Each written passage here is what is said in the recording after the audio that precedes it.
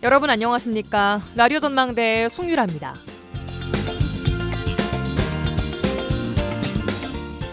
현직 대통령 탄핵 사태로 조기 대선이 입에 오르내리고 있습니다. 개혁신당 이준석 의원은 대선 출마를 진지하게 고민하고 있다고 했죠. 민주당 한준호 최고위원은 윤 대통령 당선에 일조한 것부터 사과하라고 나섰고요. 이 의원의 경거망동이 가관이라고 비판했습니다. 이준석 의원은 이에 대해서 이재명 민주당 대표의 결사옹위부터 돌아보라고 맞받았는데요. 홍준표 대구시장도 일부 팬이 꼭 대통령이 돼달라고 하자 고맙다라고 화답했습니다. 비상계엄에 이른 탄핵소추 가결을 이끈 국민들은 정치적 판단이 아닌 민주주의적 판단에 의해서 추운 거리에 나섰습니다. 아직 논란 가슴 진정시키기도 부족한 짧은 시간에 대선 출마를 언급하면서 정치 싸움에 시동을 거는 행동들이 그야말로 망둥이와 꼴뚜기가 뛰는 것처럼 경거망동으로 보입니다. 오늘 라디오 전망대가 준비한 소식입니다. 지역 소식들 뉴스 브리핑 통해 들어보고요. 도정 소식 털어보러까지 준비되어 있습니다. 잠시 후에 뵙죠.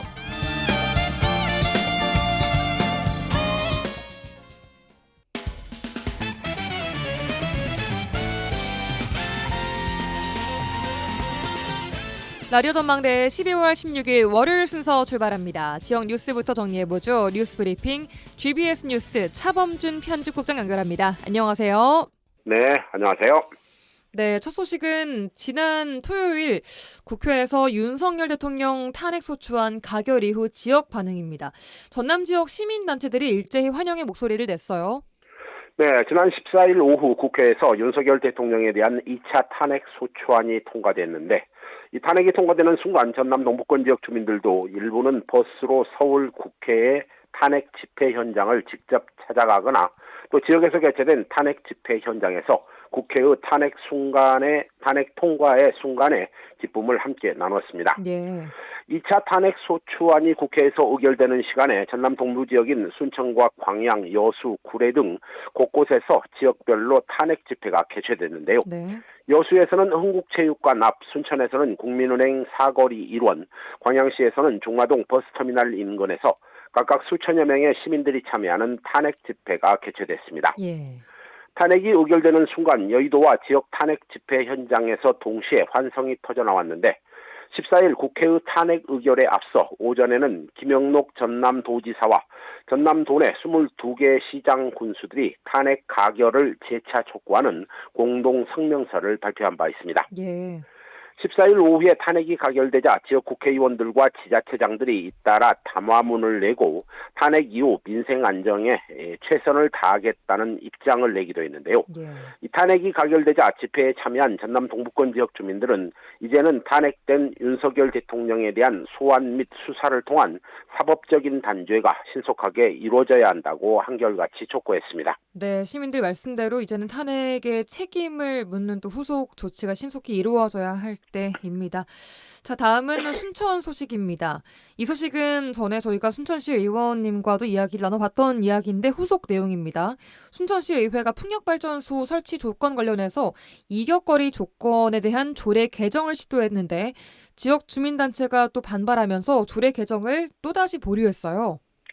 네, 지난주 순천 지역 주민단체인 순천 지역 풍력발전단지 조성 반대대책위원회가 순천시 의회가 풍력발전시설에 관한 조례 계약을 시도하려 한다며 규탄 기자회견을 열고 반발하고 나서면서 순천시 의회가 해당 조례 개정을 보류했습니다. 예. 지역 주민단체들은 지난 10일 기자회견을 통해 순천시 의회가 주민 참여형이라는 이빨림으로 환경 파괴는 물론 주민들의 생존권과 공동체를 파괴하는 조례를 개정하려 하고 있다며 해당 조례의 계약을 당장 중단하라고 촉구했습니다. 네. 주민단체들은 순천시의회 도시건설위원회가 주민참여형이라는 사업으로 이 입지 장소의 거리 내에 있는 이 모든 실거주 세대의 동의가 있는 경우에는 이 발전시설의 건설이 가능하도록 하는 개정안을 축조 심사하려 하고 있다며 이는 주민 의견을 무시한 조례 개정이라고 비난했습니다. 이 주민단체들은 기후위기 대응을 위한 신재생에너지 전환 정책에 전적으로 공감하지만 네. 주민들의 의견이 무시된 정책은 이윤이 목적인 기업과 사업자가 연합해 신재생에너지라는 미명 아래 산림 훼손이나 환경 파괴, 농촌 공동체 파괴, 또 지역 소멸을 가속시키는 그린 파괴 에너지가 될 것이라고 주장했습니다. 네. 주민단체들은 이번 기자회견과 집회를 통해 조례 개정에 반발하고 있는 이 주민단체들, 2019년 4월에 이미 대책위원회를 결성했고 해당 조례 개정을 조례 개혁이라며 반발하고 있습니다. 이 주민단체들은 기자회견을 통해 시민을 위해 일해야 할 순천시 의회가 이 몇몇 사업자를 위해 주민들을 매번 괴롭히는 것은 잘못된 것이라고 비난했습니다. 예. 이 주민들의 반발이 집회로 이어지자 순천시 의회 도시건설위원회는 이번 회기에서 해당 조례안 개정을 보류한 상태입니다. 네, 주민단체의 반발이 수년째 이어지고 있는 가운데 순천시의회 조례 개정 시도가 한 번 더 보류가 됐습니다. 쟁점이 되고 있는 내용과 또 조례 개정 보류에 대한 주민들의 입장 한 번 더 정리해 주시죠. 네, 반대대책위원회는 순천시 의회의 논의 및 입법 행위는 민의를 무시한 독단적 의정활동으로 규정하고 개정안을 발의한 의원과 순천시 의회는 생태수도 파괴범으로 영원히 기록될 것이라고 경고하고 또 조례 개정을 주도한 시의원에 대해 낙선 운동까지 염두에 둔 강력한 투쟁을 전개하겠다고 입장을 냈습니다. 네. 순천시 의회 조례 개정안 중 쟁점이 되는 부분은 풍력 발전 시설은 도로와 5가구 이상의 주거 밀집 지역, 또 축사로부터 각각 2,000m 이내에 설치될 수 없다는 기존의 조례를 2,000m 이내 지역이라도 주민 참여형 사업으로 입지 장소 인근 거리 내에 있는 실거주 세대가 모두 동의할 경우 예외로 인정한다는 내용입니다. 네. 해당 조례안 개정과 관련해 순천시의회 도시건설위원회는 이 조례 개정과 관련해 이번 회기에서 의견들의 의견을 청취했는데 이 다수 시의원들의 반대로 일단 개정이 보류됐습니다. 이 반대 대책위 측은 해당 조례는 보류가 아니라 철회되어야 한다며 주민 의견을 무시하고 이 조례 개정을 계속 추진한다면 주민 소환 등 강력한 대응을 하겠다며 여전히 경계를 늦추지 않고 있습니다. 예, 알겠습니다. 다음 소식 듣겠습니다. 네, 광양시가 지역 일부에 추진한 섬숲 만들기 사업이 부실하게 추진됐다는 지적이 시의회 사무감사에서 제기됐어요. 네, 광양시 의회의 시 집행부에 대한 행정사무감사에서 광양시가 이 광양제철소가 위치한 금호동 1원에 기후 특성에 맞는 난대림을 조성하겠다며 막대한 예산을 투자했지만 되려 숲을 파괴하는 사업을 했다는 지적이 나오고 있습니다. 네.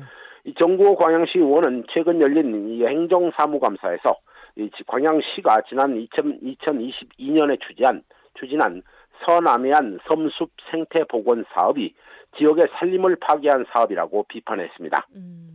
해당 의원은 당시 광양시가 사업을 추진하는 과정에서 이 금호동 일원에 위치한 숲 49헥타 중 25헥타에 대해 이 풀베기와 덩쿨 제거 등을 실시하고 지역 생태계에 맞는 후박나무와 동백나무 등 6만 8천 본의 나무를 식재하는 23억 원 규모의 사업을 추진했지만 해당 사업이 숲 조성이 아니라 오히려 숲 파괴에 가까웠다고 주장했습니다.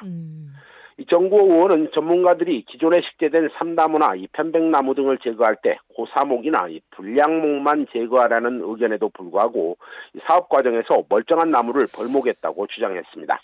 정리해보면 숲을 조성하는 사업이 이미 조성된 숲을 해치는 사업이 됐다 이런 내용인데 나무를 심는 시기도 적절치 못했다 이런 지적이 나오고 있어요. 네, 광양시의 숲 조성 사업은 나무를 식재한 시기를 두고서도 논란이 되고 있는데요. 해당 사업이 나무의 생존율이 높은 기간인 봄철이 아닌 11월과 12월 겨울철에 진행되면서 이 나무의 생존율 또한 낮았다는 지적이 추가로 제기됐습니다. 네. 이 문제를 지적한 정구호 의원은 광양시가 금호동에 나무를 식재하는 계약을 광양시 산림조합과 2022년 10월 24일부터 다음해 3월 23일까지로 체결했지만 이 산림조합이 그해 12월 말까지 사업을 서둘러 완료했다며 이 어린 나무를 심기 위해 오래되고 큰 나무와 풀 등을 제거한 것은 물론 사업 시기도 상식을 벗어났다고 주장했습니다. 예, 알겠습니다. 오늘 뉴스브리핑 여기까지 듣겠습니다. GBS 뉴스 차범준 국장이었습니다. 수고하셨습니다. 네, 고맙습니다.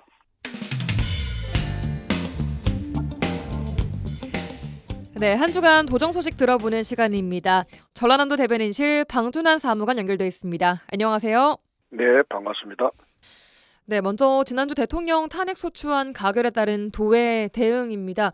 김영록 전남지사가 긴급 민생안정대책회의를 갖고 도민의 일상 회복을 위한 대책을 마련하고 있다면서요. 예, 그렇습니다. 김 지사는 대통령 권한대행 체제로 정부가 재편되면서 전남도 민생 챙기기에 자세를 가다듬었습니다. 네.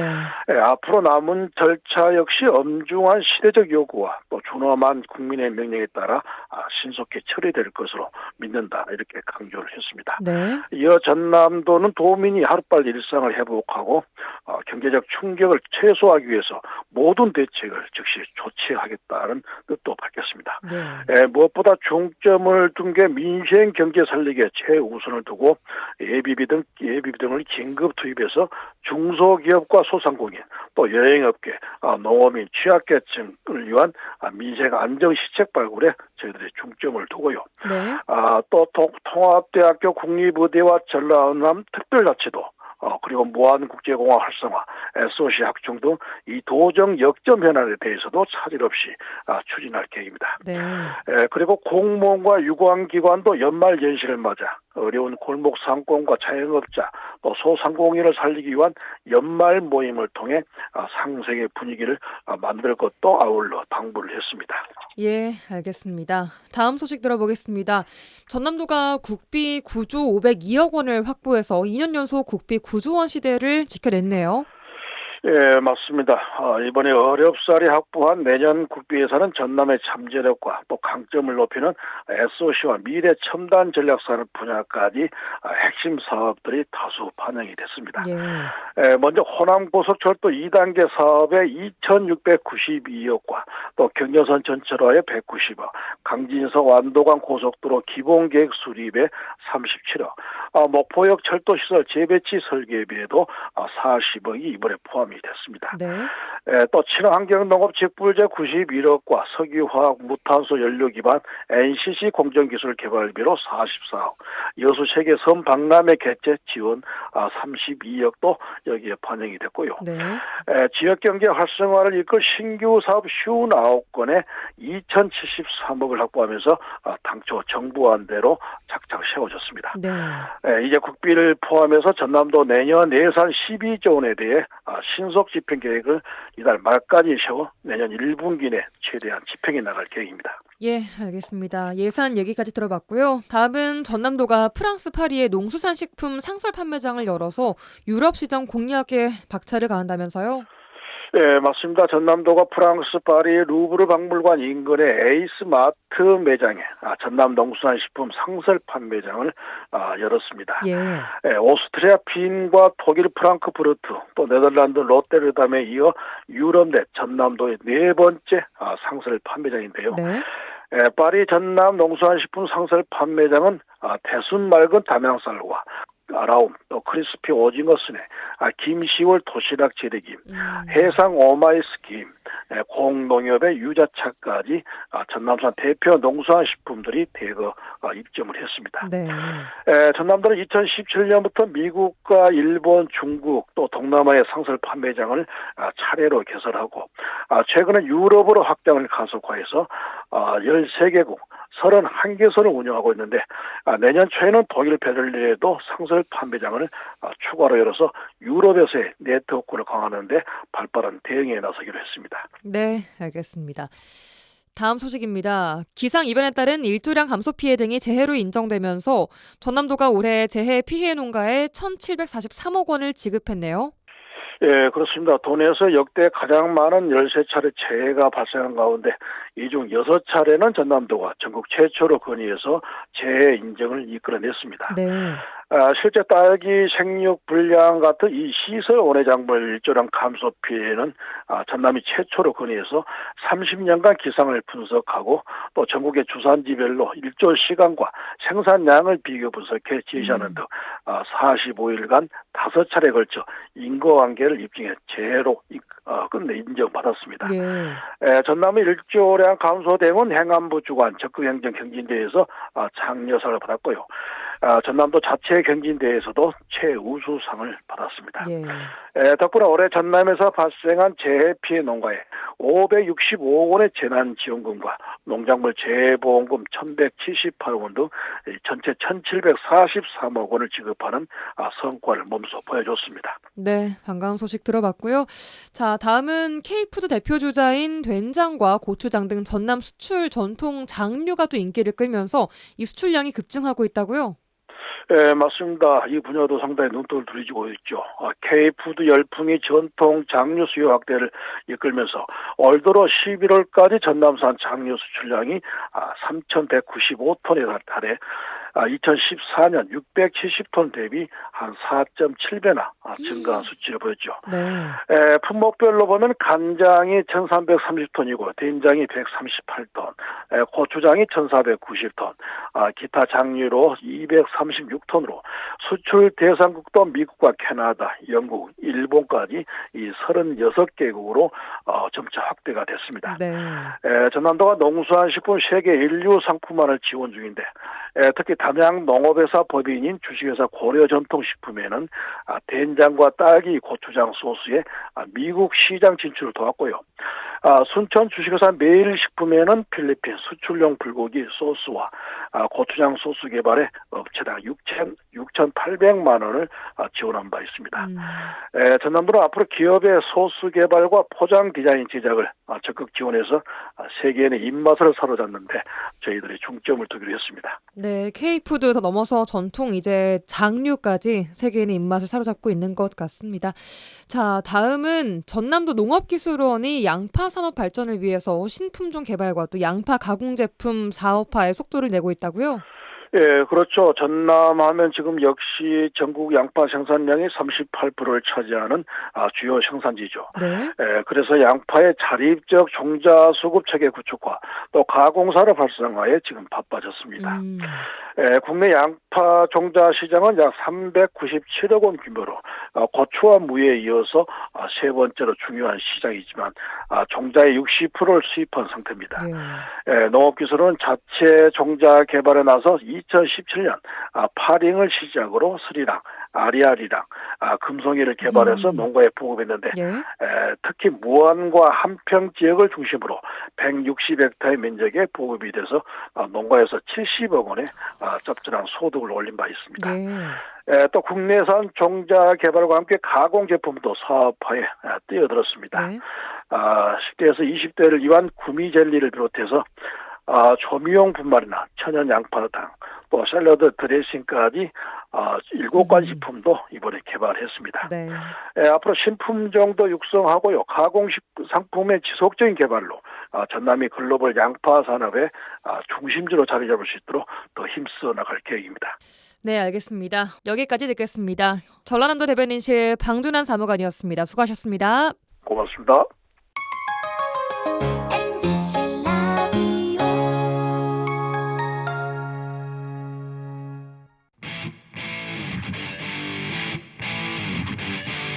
한 시간만 투자하세요.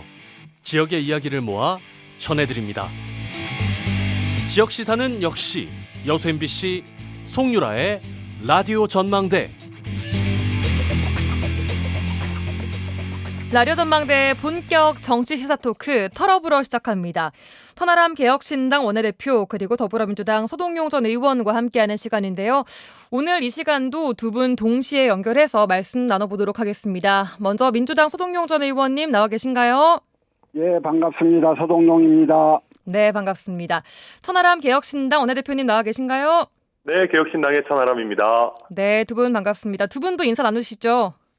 예, 천하람 의원님 이번에 큰 수고하셨고요. 국민의 한 사람으로서 감사하다는 말씀 드립니다. 아이고, 의원님 감사합니다. 아주 만족스럽지는 않았지만은 그래도 탄핵의 첫 단추는 잘 깬 것 같아서 정말 다행입니다. 네, 두 분과 함께 주말 사이 이야기들 본격적으로 시작해 보겠습니다. 자, 지난 토요일 대통령 2차 탄핵 소추안이 가결됐습니다. 우선 천하람 대표님, 표결 직전까지 그 국민의힘 내부 분위기나 혹시 국회 내 분위기는 어땠나요? 총평부터 들어보겠습니다.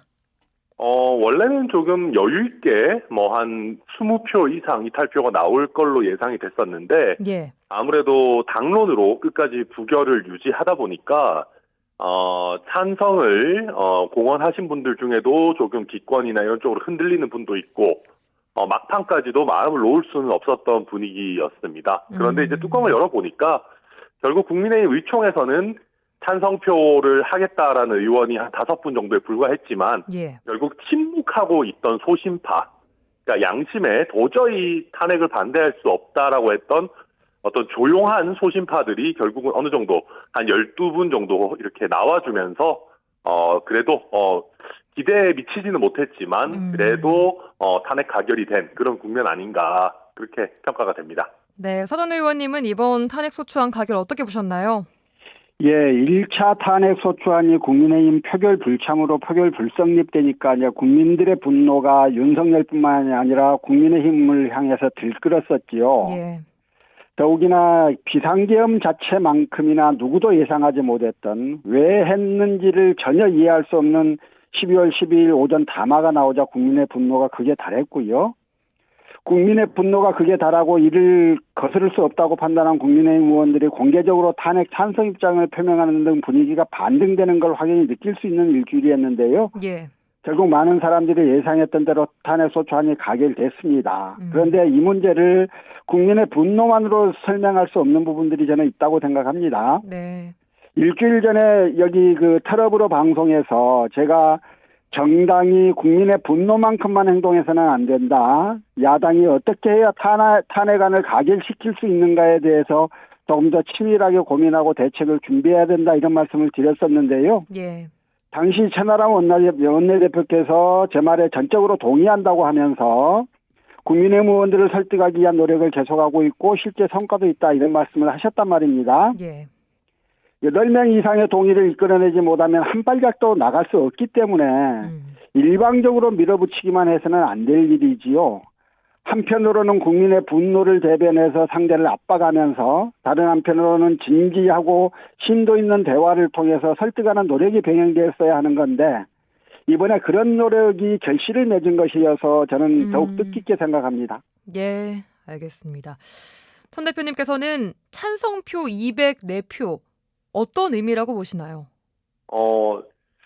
결론적으로 너무 정치공학적인 얘기지만 국민의힘의 지도부가 완전히 몰락했다. 저는 그렇게 보여집니다. 예. 그러니까 전략도 없고 실제 의원들에 대한 그립도 굉장히 약화되어 있다라는 생각이 드는 게요. 예. 이게 그런 겁니다. 탄핵이 가결될 거라고 생각했다면 권성동 원내대표 입장에서 차라리 당론 찬성으로 트는 것도 방법이었을 겁니다. 아니면 당론 반대 정도만 걷어들이고 자유투표로 가서 투표 이후에 당이 더 분열되는 것을 막는 것도 하나의 방법이었을 텐데 예. 굉장히 무능했죠. 지금 보십시오. 204표니까 대충 이탈표가 한 12표 정도라고 하면 대부분의 의원들은 여전히 내란에 동조하고 있다라는 지금 시그널을 주면서 어쨌든 탄핵은 되고 당도 쪼개지고 지금 완전 난장판이 된 거거든요. 그러니까 전략 자체가 부재했던 거죠. 그러니까 차라리 풀어버릴 거면 확 풀어버리면서 윤석열을 손절하는 그림으로 가거나 아니면 막을 거라면 1차 투표 때처럼 모두 다 못 나가게 꽁꽁 싸매는 뭔가 이렇게 딱 깔끔한 전략이 있었어야 되는데 예. 이도저도 아니게 가져가다 보니까 국민들이 봤을 때는 국민의힘 아직 여전히 정신 못 차렸구나. 근데 또 탄핵은 되고 됐고, 예. 굉장히 전략도 없고 선술도 없고 그리고 뭐 제일 이 와중에 실망스러운 거는 이제 12명 정도를 제외한 국민의 의원들 아직 정신 못 차리고 있다는 게 뭐 가장 실망스럽죠. 천 대표님께서는 자 국민의힘의 전략 실패이자 지도부의 몰락이다라고 보셨습니다. 서전 의원님 찬성표 204표의 의미는 뭐라고 보시나요? 어쨌든 박근혜 탄핵 당시와 비교를 하면 예. 이번이 그 탄핵 사유도 훨씬 심각한 문제였고 예. 국민의 분노감이 훨씬 더 컸음에도 불구하고 당시에 찬성이 203명이었는데 이번에 204명에 그쳤단 말입니다. 좀 이제 좀 사실 만족스러운 결과는 아니죠. 과거 이제 박근혜 대통령 탄핵 후에 불어닥쳤던 그 배신자 논란을 경험한 국민의힘 의원들이 정치 신념과는 무관하게 섣불리 탄핵 가결을 입장을 정리하지 못했던 게 한 원인일 수 있고요. 예. 또 한 가지 생각해 볼 수 있는 건 국민의힘 의원들이 국민 전체의 분노, 자신의 역사 인식, 정치인으로서 책무 이런 것보다 강성 지지층의 비난을 더욱 무섭게 생각했다. 이렇게 좀 보이는 거거든요. 예. 지난 총선을 좀 돌아보면 윤석열 정권 2년에 대한 강력한 심판 분위기 속에서 총선이 치러졌는데요. 예. 국민의힘은 108석을 얻었어요. 강성 적극 지지층이 지탱해준 의석수라고 할 수 있는 거거든요. 따라서 이제 비록 국민 다수로부터 욕을 먹더라도 적극 지지층에게 배신자로 낙인 찍히지만 않으면 사기를 노려볼 수 있다. 이런 판단이 작용할 수 있다라는 생각이 드는 거고요. 예. 다선 의원을 중심으로 해서 이번 비상계엄이 대단히 잘못된 일이라고 인정하면서도 탄핵 반대 입장을 공식화하고 한동훈 대표를 배신자로 낙인 찍는 모습을 보이는 게 바로 이러한 정무적 판단 때문이 아닐까 싶습니다. 예. 우리 사회의 기형적인 정치 문화, 망국적 지역 감정이 가져온 한 단면인 것 같아서 저는 더욱 좀 씁쓸하다는 생각이었습니다. 알겠습니다. 자, 탄핵이라는 아픈 역사가 되풀이됐다는 점에서 성숙한 민주주의에 대한 논의가 필요한 시점입니다. 자, 국민의힘 나경원 의원이 던진 화두인데요. 거리의 외침에 빠르게 응답하는 것이 성숙한 민주주의인가? 라는 질문 던졌습니다. 두 분 어떻게 생각하십니까, 천 대표님? 일반론적으로는 나경원 의원 얘기가 완전히 틀린 건 아닐 겁니다. 예. 우리가 민주적으로 선출된 대통령을 끌어내리는 탄핵 절차는 신중할 필요가 있는 게 맞죠. 예. 그런데 우리 이번 사안에는 적용되기가 좀 어렵습니다. 지금 이번 사안에는 제가 굉장히 눈여겨봤던 것이 법원행정처, 그러니까 대법원에서 사법행정을 담당하는 법원행정처장도 이번에 비상계엄 발령이 위헌이다라고 거의 단정적으로 이야기하고 있습니다. 보통 서동영 의원님 많이 보셨겠지만은 법원에서 나오는 분들은 뭘 물어봐도 보통 가타부타 딱 부러지게 얘기를 안 합니다. 특히 개별 사건에 대해서는 포지션을 잘 안 정하거든요. 그런데 이번에는 법원행정처나 국책연구기관, 총리실 산하의 어떤 형사정책연구원 이런 곳에서도 예. 이 부분은 위헌적인 비상계엄이 맞다라는 거를 거의 포고문만 봐도 또 국회에 군인들이 와가지고 창문 깨고 들어오는 것만 봐도 이거는 내란이고 위헌이다라는 게 굉장히 명확한 사건이거든요. 예. 그래서 이번 사건에 있어서는 특히 내란, 친위 쿠데타 사건인 이번 사건에 있어서는 여기서도 신중하자. 온 국민이 다 봤는데 뭘 또 신중합니까? 그러니까 원론적으로는 맞지만 예. 이번에 내란 쿠데타에 있어가지고는 적용하기 어렵다. 맞는 얘기 아닌가. 예, 그렇게 평가합니다. 서전 의원님 어떻게 보세요? 예, 탄핵이라는 아픈 역사가 반복되는 건 한국 민주주의의 성장이나 국가의 안정성 등에서 바람직하지 않은 게 사실이지요. 예. 그러나 하룻밤 불장난 같은 계엄으로 인해서 민주주의 시계를 거꾸로 돌리고 선진국 대한민국을 일거의 후진국으로 만들어버리는 행태를 탄핵이라고 하는 헌법적 수단을 통해 저지하고 바로잡지 못하면 나라가 어떻게 됐겠어요. 이번 사태에 대해서는 광장에 시민들이 모이기 전에 국회의원들이 앞장서서 탄핵을 시켜야 성숙한 민주주의라고 할 수 있었을 거예요. 민주주의, 민생경제, 안보 평화에 큰 상처를 입힌 이 어마무시한 만행에 대한 분노, 그리고 이를 바로잡기 위한 국회의원으로서의 책무는 다하지 않은 채 거리의 외침에 빠르게 응답하는 것이 성숙한 민주주의인가라고 묻는 나경원 의원의 인식에는 도저히 동의할 수가 없습니다. 알겠습니다. 여기까지 듣겠습니다. 자, 다음은 이제 국민의힘 내부 이야기로 들어가 보겠습니다. 한동훈 체제 붕괴라고 이제 보여집니다. 오늘 오전 한동훈 대표가 사퇴를 밝혔고 당 대표직을 내려놨습니다. 어떻게 보셨나요, 천 대표님? 한동훈 대표가 지금 국민의힘의 현 상황에서는 상대적으로 친윤 중진들에 비해서는 좀 나은 사람으로 보입니다. 그런데 좀 너무 폼 잡고 멋지게 떠나기는 어려운 것이 너무 네. 권력욕 때문에 왔다 갔다 했어요. 그러니까 처음 그 계엄의 밤에 보여줬던 결기를 끝까지 계속 이어가고 차라리 김상욱 의원처럼 예. 꾸준히 부정선거 음모론 또 헌법 파괴 세력으로부터 건전한 보수를 회복하겠다라는 운동을 명확하게 가져갔다면은 저는 한동훈 대표가 오늘 비록 물러나더라도 예. 박수 받으면서 떠날 수 있고 또 재기의 기회가 확실히 있었을 거라고 생각합니다. 그런데 제일 안 좋았던 거는 예. 한덕수 총리랑 손잡고 본인이 소통용 노릇하면서 권력을 휘두르려고 했을 때예요. 지난주 상황이죠. 예. 그렇죠. 그러니까 뭔가 국민들만 바라보고 옳은 길로 탄핵이나 아니면 직무정지의 길로 가는 것이 아니고 예. 결국 그런 얘기 했다가 자기가 권력을 휘두를 수 있으니까 또 권력의 길로 야합하는 길로 갔던 것이 지금 선명하기 때문에 예. 저는 한동훈 대표가 친윤보다는 낫지만 국민 눈높이에는 굉장히 좀 다시 들어오기에는 정치적으로 재기하기에는 저는 쉽지 않을 거다 그렇게 평가합니다. 왔다 갔다 행보 때문에 재기하기 어렵다고 보셨고 서전 의원님께서는 이번 한동훈 대표의 사퇴 어떻게 보셨습니까? 예, 뭐 한동훈 대표 퇴진은 이제 국민의힘 내부 갈등 때문에 이렇게 된 거고요. 어느 정도 예견되었던 일 아니겠어요?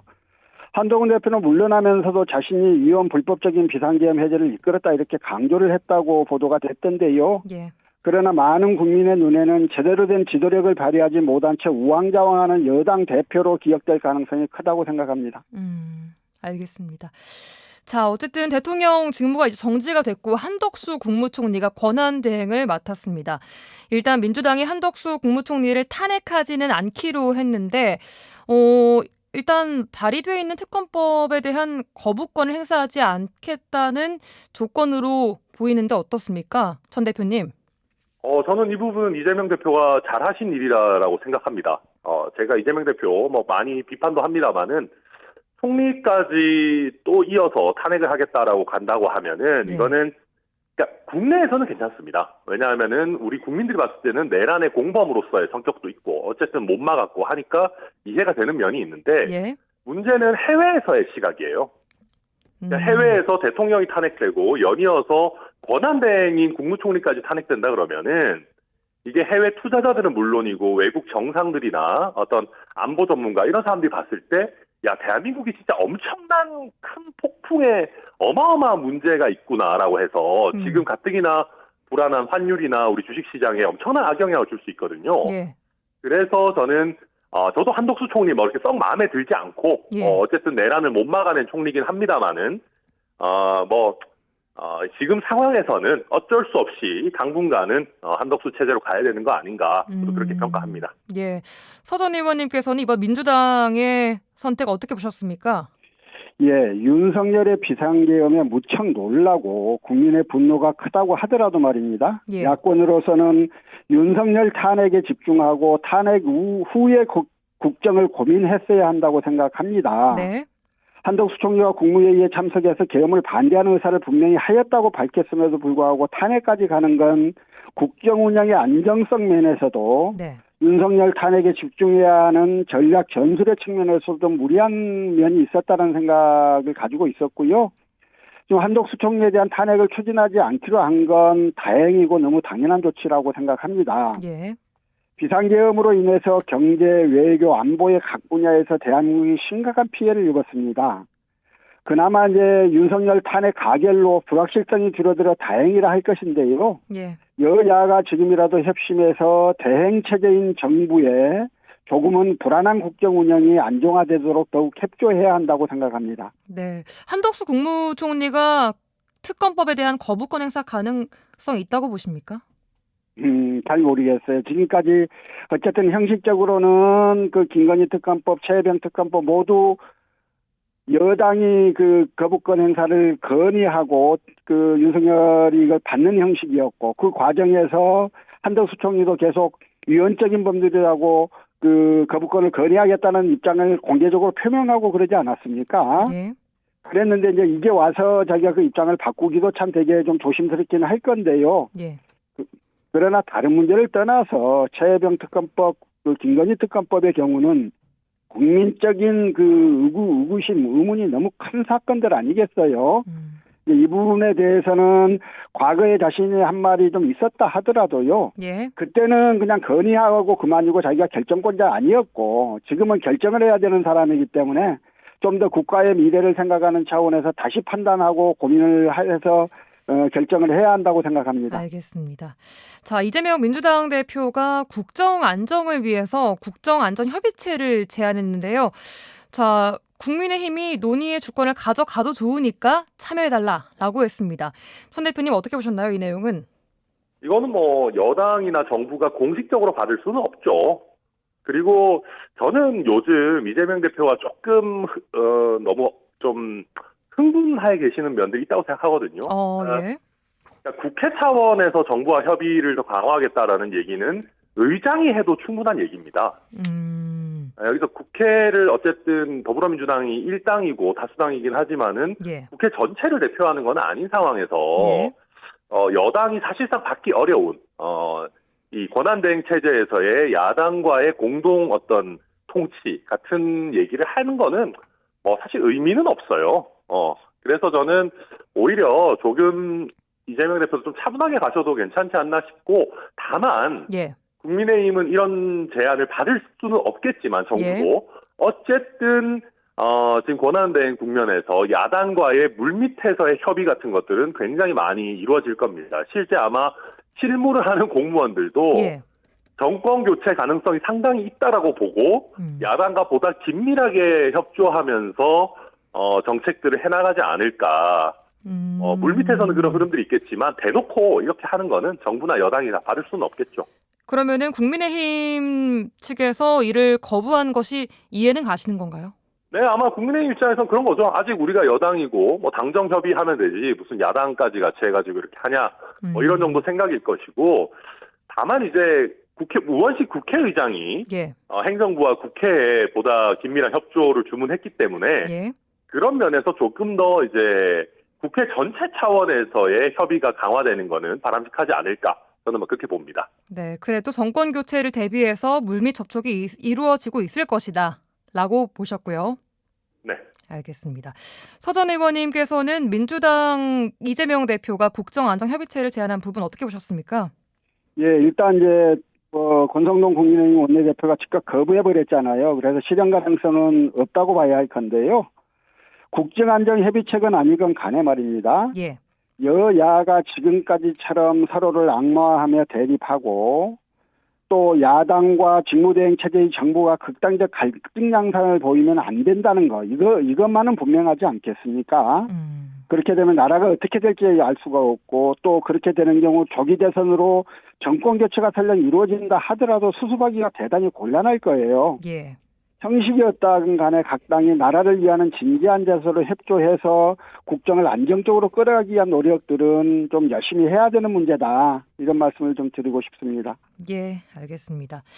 자, 이제 헌법재판소의 심판이 남았는데 6개월 내에 탄핵 여부 결정이 되고, 탄핵 심판이 인용된다면 60일 이내에 다시 대선을 또 치러야 하는 상황입니다. 아직 논의가 좀 빠르긴 합니다만 말씀하신 대로 조기 대선 가능성이 있고, 민주당은 물론이고 개혁신당에서도 대선 후보를 내겠다고 얘기를 한 만큼 두 분께서 속해 있는 정당에서 대선 주자 이른바 잠룡들 어떻게 분석하고 계십니까? 천 대표님. 네.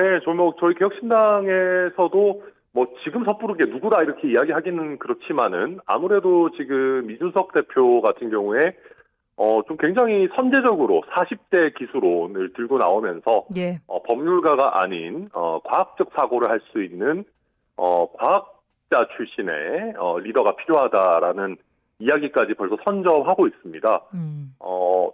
조금 이른 감도 있지만 어쨌든 개혁신당 입장에서는 당과 또 이준석 의원의 존재감을 또 선명하게 가져가야 되기 때문에 유의미한 좋은 전략이라고 보여지고요. 예. 다만 아직까지는 저희 조금 조심스럽게 접근하는 것이 일단 탄핵이 잘 마무리되고 그 다음에 이제 조기 대선 국면이기 때문에 가장 중요한 것은 윤석열의 안정적인 퇴진이다, 그렇게 말씀드립니다. 알겠습니다. 서전 의원님께서는 간략하게 민주당 내의 대선 주자들 어떻게 보세요? 예, 조기 대선의 가능성은 아주 크고 또 거의 확실한 게 아닌가라는 생각을 하고 있고요. 일단 민주당이야 이재명 1급 체제여서 현재로서는 이재명 대표 외에 다른 대안을 생각하기가 쉽지 않습니다. 유일하게 남은 변수가 이재명 대표의 사법 리스크였는데요. 예. 윤석열이 비상계엄을 선포해서 스스로 탄핵까지 당함으로써 조기 대선을 만들어 주었던 거 아니겠어요? 예. 이렇기 때문에 이제 이재명 대표가 사법 리스크 때문에 대선에 출마하지 못하게 될 위험성 자체도 윤석열 대통령이 나서서 많이 좀 낮춰준 거다, 이런 생각이어서요. 예. 예. 앞으로 그 많은 분들이 예측하는 대로 흘러가지 않을까 하는 생각입니다. 알겠습니다. 자, 마지막으로 지역 이슈 묻겠습니다. 전남 국립의대 신설을 비롯해서 K-디즈니, 전라선 고속화 등등 윤석열 대통령의 지역 대표 공약사항 이행이 좀 불투명해진 상황입니다. 이 상황 어떻게 타개해야 한다고 보시나요, 천 대표님? 네. 우선 의대 문제는 지금 사실 간단하진 않습니다. 지금 의료 대란이 계속 이어지고 있기 때문에 예. 단기간에 되기는 쉽지 않은 부분들이 있습니다. 다만 말씀하신 전라선 고속화나 순천의 또 K-디즈니 사업 같은 경우에는 제가 봤을 때 조금 지나면 추경 논의가 본격화돼서 나올 겁니다. 왜냐하면 이번에 지금 국회 예결위 논의 과정에서 전남 같은 경우에도 굉장히 많은 예산 증액 합의를 이끌어냈습니다. 정부와 여당과도. 그렇기 때문에 이런 부분은 정부 여당도 굳이 많이 미룰 이유는 없거든요. 특히 내년도 지금 성장률이 떨어지고 있어서 SOC 예산을 적극적으로 집행할 필요성도 있기 때문에 저는 아마도 탄핵이 좀 빨리 된다면은 아니면 그 전이라도 좀 적극적인 추경 논의는 여야가 할 필요가 있지 않나. 그렇게 된다면 우리 전남 또 순천 우리 동부권 예산들 조금 더 반영될 가능성들이 있다. 그렇게 평가합니다. 예, 알겠습니다. 서동영 전 의원님은 어떻게 보시나요? 예, 저는 우선 이제 비상계엄과 탄핵이라고 하는 헌법적 위기 국면에서도 여순사건 특별법이 다행히 본회의까지 통과돼서 다행이라고 생각하고요. 예. 그러나 그 외의 사안들은 이 국면에서 정상 진행을 기대하기는 좀 어려운 게 사실이 아니겠는가 싶은 생각이에요. 그동안 윤석열 대통령이 약속했던 지역사업들의 경우 우리 지역뿐만이 아니라 전국적으로도 제대로 이행되는 걸 기대하기 어려운 측면들이 좀 있기도 했고요. 예. 예, 앞으로 전국이 좀 더 안정되고 정권 교체까지 좀 이루어지면 더 나은 그 변화들을 기대할 수 있겠습니다만 어쨌든 현재로서는 조금 더 전국의 상황을 좀 지켜봐야 되는 상황인 게 아닌가 그런 생각이 듭니다. 예, 알겠습니다. 자, 오늘 두 분과 함께 지난 주말에 있었던 정치권 뉴스들 짚어봤습니다. 자, 털어불어 지금까지 천하람 개혁신당 원내대표, 더불어민주당 서동영 전 의원 두 분과 함께했습니다. 두 분 고맙습니다. 고맙습니다.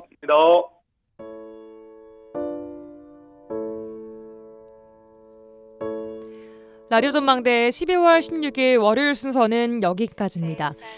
자, 오늘이 월요일인데 지난 주말에 큰 뉴스가 많아서 그런지 체감 월요일이 좀 아닌 것 같은 그런 하루였습니다. 지난 주말 또 오늘 고생 많으셨고요. 수고하셨습니다. 옥상 달빛에 수고했어 오늘도 들으시면서 저는 내일 돌아오겠습니다. 구성 이선화, 연출 송유라였습니다. 고맙습니다. 보이기 싫어